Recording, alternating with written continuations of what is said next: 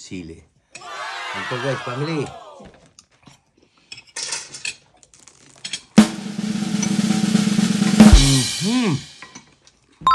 Hi family, hi guys. Ito po, gagawa po tayo ng ito pang main ingredients. Fish fillet,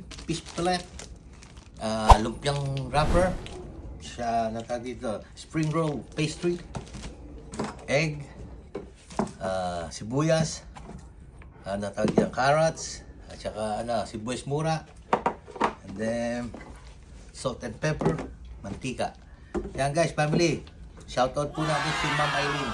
Ma'am Eileen, yan po, gagayahin po natin yung fish lumpia niya dahil sabi ni Direk, masarap daw yung natikman yung fish lumpia na niluto niyo. Ito, susubukan kong gayahin pero tiyak, hindi ko magagaya dahil mas masarap yung sa inyo. Alright guys, family, ulam.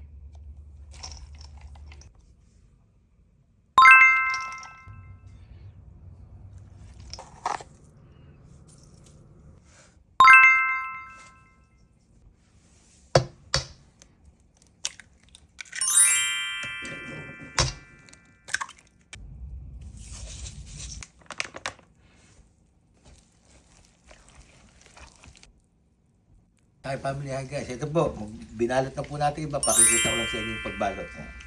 Bawa po tayo dito sa ating, ayan, paubos na po yan. Lagay po natin dito sa tabi. Ayan. Sarap. Po. Lagay po natin ganyan. Tapos ganyan. Tapos, ayan. Yan po guys, family. Hindi man po perfect. Pwede na. Ayan. Ayan. Alright. Shoutout ulit kay Ma'am Eileen Palo-Palo. Ayan po guys, family. Na po natin yan kay Ma'am Eileen. Kaya subukan po natin kung anong lasa. Ayan. Nagpiprito po tayo na iba na. Ayan mo, mukhang malutong. Ating may hiwagang red bowl. Ang lutong.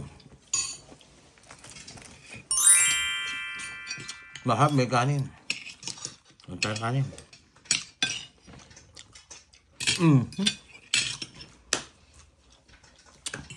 Guys.